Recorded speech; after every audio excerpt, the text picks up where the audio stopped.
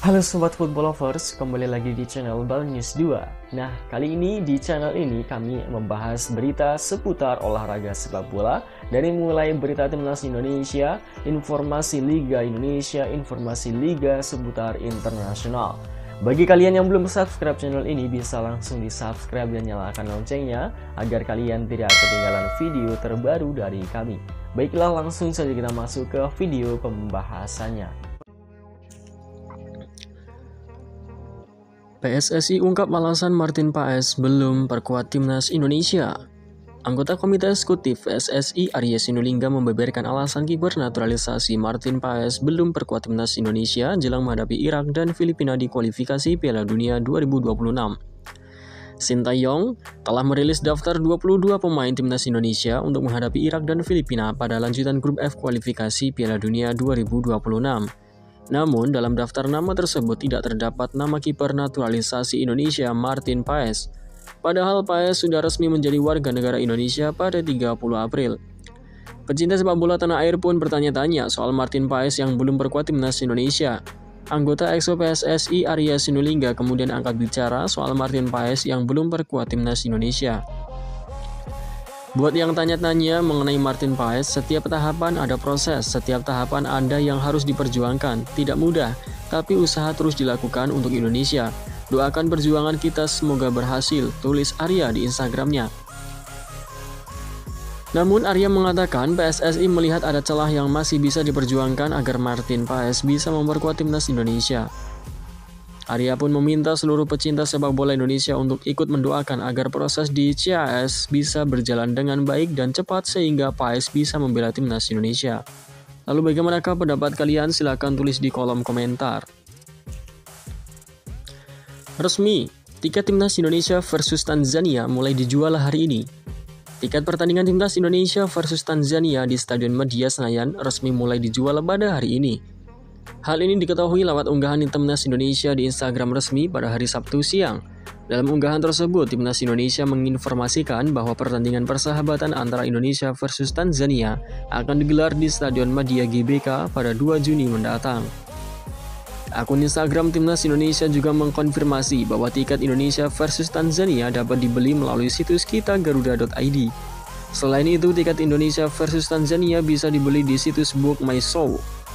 Pertandingan Indonesia versus Tanzania menjadi laga pemanasan bagi tim asuhan Sintayong jelang melakukan 2 pertandingan kualifikasi Piala Dunia.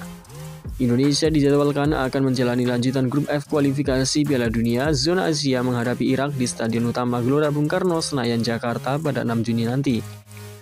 Kemudian Marcelino Ferdinand dan kawan-kawan akan menghadapi Filipina pada pertandingan terakhir grup F kualifikasi Piala Dunia zona Asia, yaitu pada tanggal 11 Juni mendatang. Dua laga ini akan menjadi penentu langkah Indonesia untuk lolos ke babak ketiga kualifikasi Piala Dunia 2026.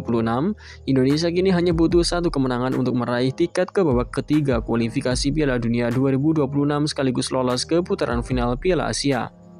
Lalu bagaimanakah pendapat kalian? Silahkan tulis di kolom komentar. Pemilihan pemain Irak dikritik, timnas Indonesia tetap dalam ancaman.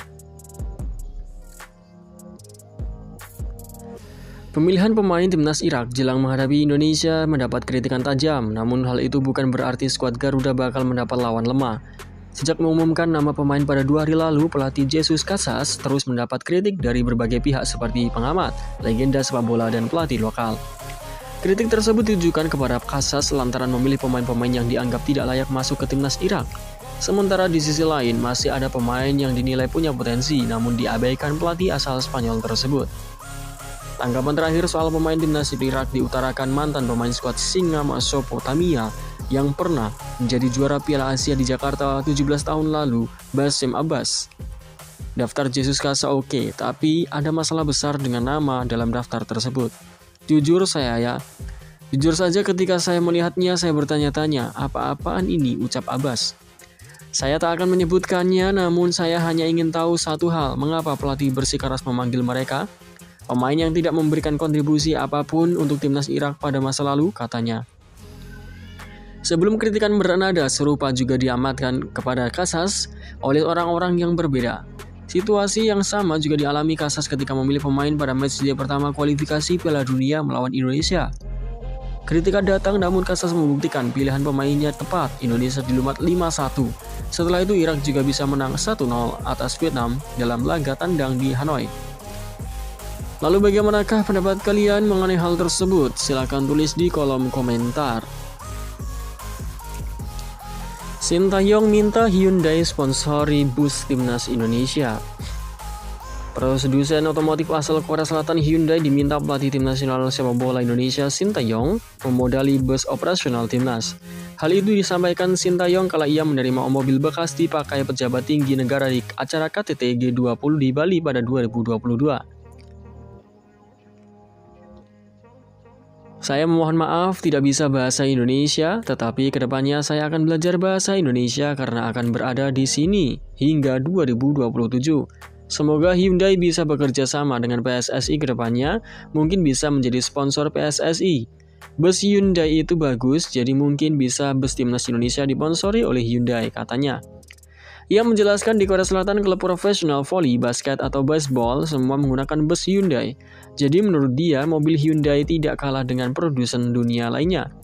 Semoga kedepannya Hyundai bisa bekerja sama dengan PSSI dan semoga kita lolos ke Piala Dunia 2026.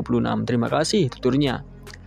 Chief Operation Officer HMID Franciscus Surjapronoto tak secara langsung merespon permintaan Sintayong, namun ia mengklaim akan mendukung industri sepak bola nasional maupun internasional. Lebih lanjut, ia menjelaskan HMID terbuka mengembangkan kerjasama dengan berbagai pihak manual kendaraan dinas, namun disebut hanya untuk kendaraan listrik. Lalu bagaimanakah pendapat kalian? Silahkan tulis di kolom komentar.